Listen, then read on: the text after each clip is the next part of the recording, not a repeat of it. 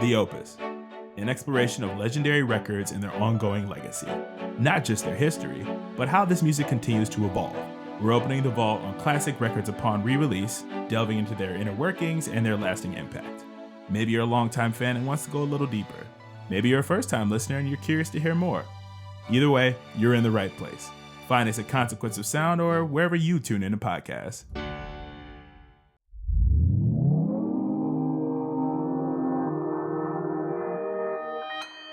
Consequence Podcast Network.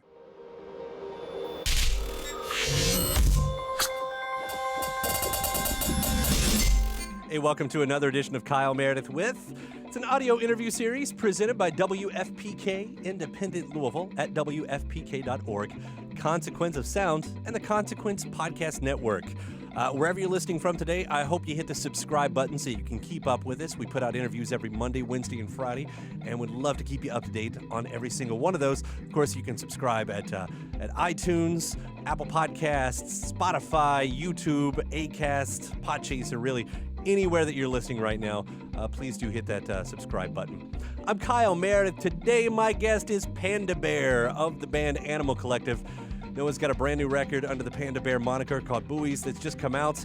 We'll talk about how he calls this a brand new chapter, separate of the last 3 releases he's done. It's got a different sound for him that kind of threads the whole record together. We'll talk about both the music and the lyrics, but also how it has roots in the past, specifically a tie to the Person Pitch record and Animal Collective's Merriweather Pavilion. We'll talk about those anniversaries. It's the 10th anniversary of the Merriweather record, so we're going to jump back to 2009, do a little time traveling there as well. Then we'll also get the plans for the next Animal Collective music and a very special deep cut from Panda Bear that a lot of longtime fans have been hoping for an official release from. It's all in here. It's Kyle Meredith with Panda Bear. What's up, Kyle? You having a good day? I'm having a good day. It's drizzly and gray and everything that I love. So I'm Nice. I'm comfortable. I do like the drizzly days. Yeah. Super hard rain where I really don't like going outside. That's kind of a drag to me. But any sort of rain that I still feel kind of comfortable walking around in is okay with me. Yeah. Congratulations on this. Thanks, man. Yeah, really fun listen. I want to start with what you said about this, how the previous records feel like it's its own chapter, and this feels like something new for you. I was hoping you would expand on that a bit. Yeah, mostly it comes from sort of realizing before I started writing songs for this one that there was a couple sort of techniques or ways of producing things, I guess aesthetics you might say, that I really didn't want to keep going down that road.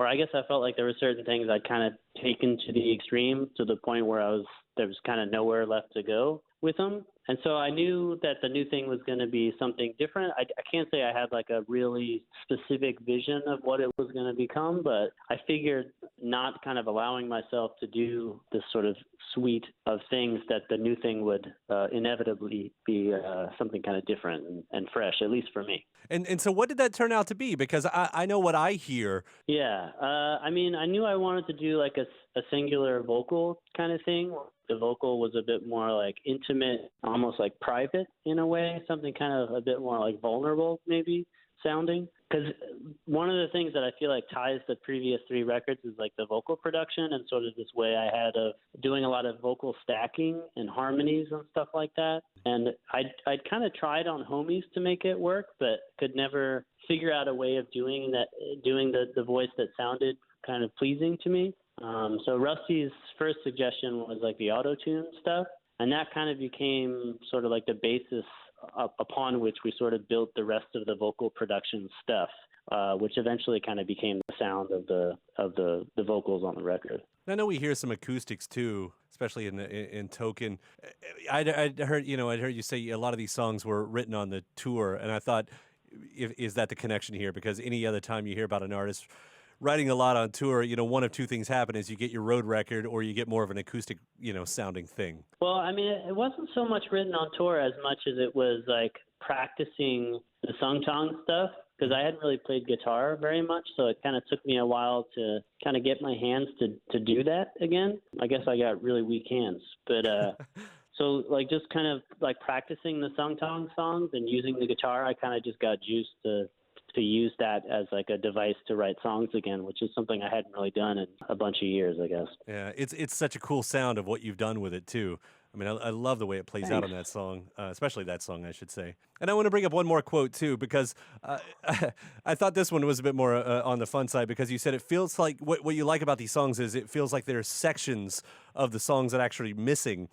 And I started thinking of the way a painter has to tell themselves at some point that the painting is done, and the restraint it must have taken to go, it sounds like parts are missing, and that's exactly how I want it. Yeah, I mean, the big thing for us was kind of noticing that the sub-bass stuff, like the really deep, low stuff, it just wouldn't really act in the same way if we added a whole bunch of sounds in there. It's like the more we would take out from the arrangements, the more that really deep stuff would really kind of punch out. And at a certain point, it felt like all the kind of high stuff and the vocal, to a certain extent, would kind of like rest on the sub-bass stuff, and it only worked that way when the arrangements were really empty kind of feeling. So that's kind of why we kept going down that road. It is a bit of a trade-off as far as like knowing that there's going to be a bunch of people who are going to listen to the thing on like laptop speakers or earbuds or something like that, something that can't really represent a lot of like the really subby frequencies. So we did try to make sure that sort of listening experience would be pleasing on some level, but to me it's kind of like half the image or half the story in a way.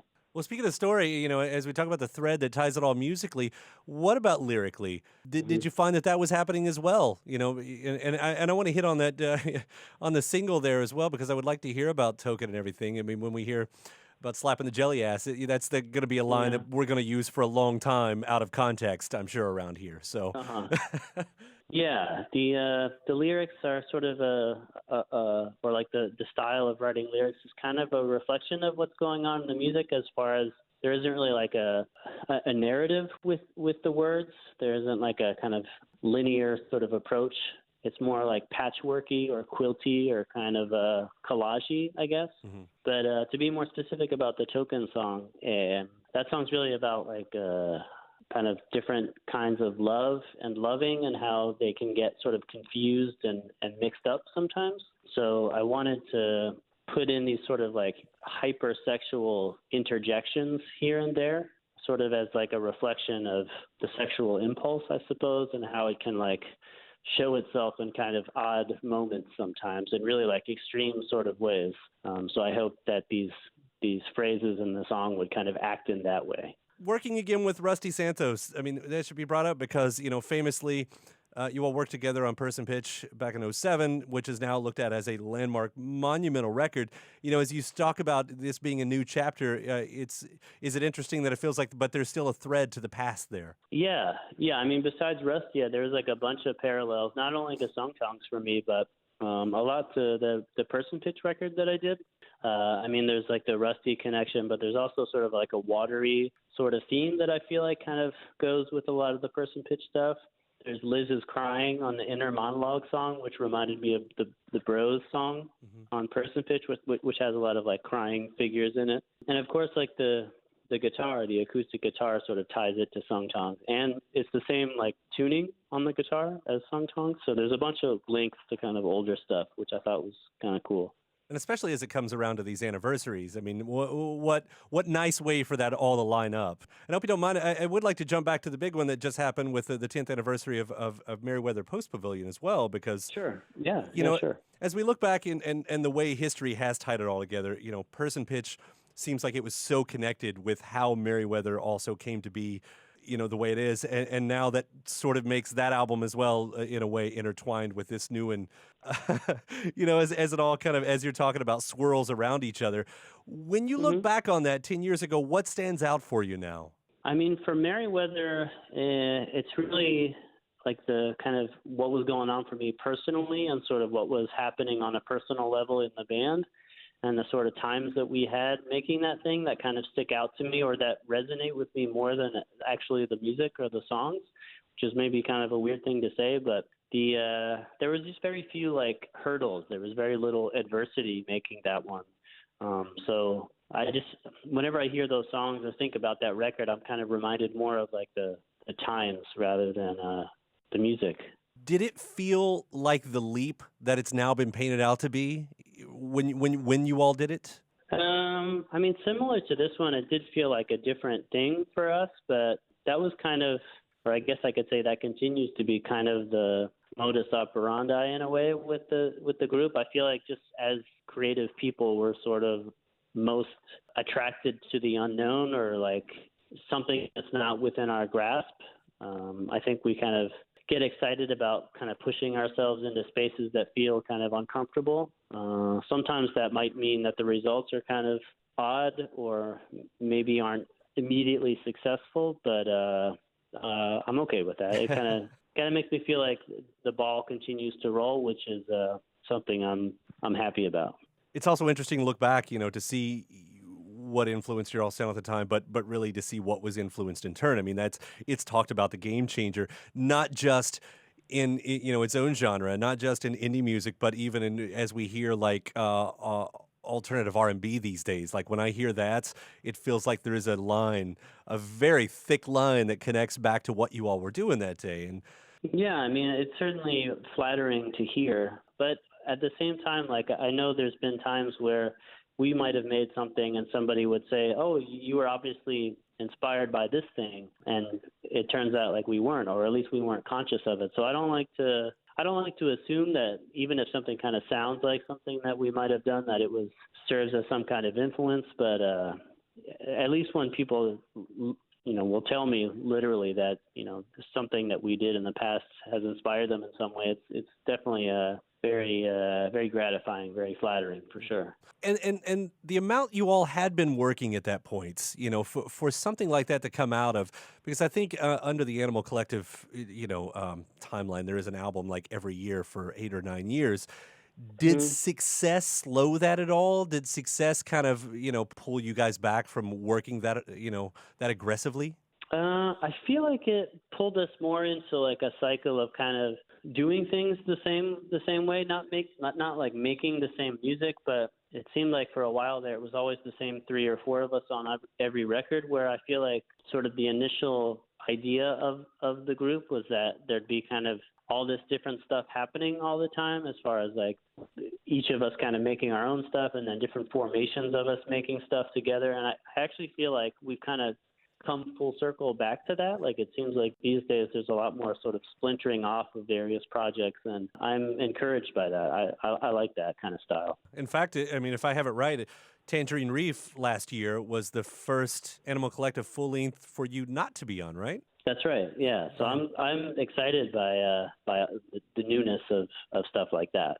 What was your take on that? Having not been through the process with them, I mean, were you able to really check it out and live with it? Yeah, for sure. I mean, it's cool for me that I can really enjoy it in a way that I can't really enjoy something that I'm a part of. Just insofar as like making the thing, you're so kind of like in it in a way. It was nice to experience music from a combination of us that I could just approach in a really sort of pure way. And that being, sort of as it's touted as a visual album, I do wonder if that's going to rub off on future writing sessions at all, because it's such a unique piece, as it stands. Yeah, I kind of feel like the music almost operates in a different way when you have the visuals there with it. I mean, I still think it's cool on its own, but it does kind of feel like Voltron when you see it all together. It like becomes this sort of different beast in a way. With so much going on, do you know your next plans within or without the group? Yeah, I'll do a little bit of touring by myself to support the release. I don't think I'll do a whole lot, but just a bit in the spring. And then it seems like the band is going to get back together to work on some stuff, maybe in the summer or thereabouts. So I'm kind of shifting over to kind of Animal Collective zone again. Never stops. Yeah, I kind of can't. I don't mean to complain. I'm certainly happy to do it, but I gotta keep things moving. Gotta keep the train running. I'm gonna ask a fan deep question here about Atiba Song, the Atiba Song, if I'm saying that right, and if it'll ever get the official release, because it seems like a lot of your fans would love that. Yeah, no plans to do that. I'm sad to say, but I also can't say it'll never happen. But yeah, I don't know. That was a song that I made for my friend Atiba was making some kind of it was sort of like a test video for a camera that they were starting to use for a skateboard video. And he just asked me for some music to kind of accompany this sort of test that they had done. And that's what I made the song for. I'm glad that people like it so much that they want like an official release. It would take me a while to find it. I think I'm not really sure where the studio project is, but yeah, I wouldn't rule it out entirely. Congratulations again, Noah. Buoys is a lot of fun to listen to. I really appreciate you taking the time to talk to me about it, and we'll look forward to all the stuff that keeps rolling in from you. Thanks, man. I appreciate your time today. Enjoy the drizzly day. I will absolutely do that. Thank you. All right, man. Have a good one. All right, take care. Bye. All right, peace. And a big thanks to Noah right there. The brand new Panda Bear record is called Buoys. And don't forget, wherever you're listening from, please do hit that subscribe button. Whether you're checking us out on YouTube, Spotify, iTunes, Apple Podcasts, Acast, Podchaser, really wherever you're listening from, please do hit the subscribe button. After that, you can head over to WFPK.org. That's the radio station where I do a show every Monday through Thursday from noon to 3 Eastern. You can also find some bonus episodes over there as well. Great music playing all day long. Head over to Consequence of Sound for your music and film news. You can find me at Twitter at Kyle Meredith, Facebook/Kyle Meredith. That does it for another edition. I'm Kyle Meredith. I'll see you next time.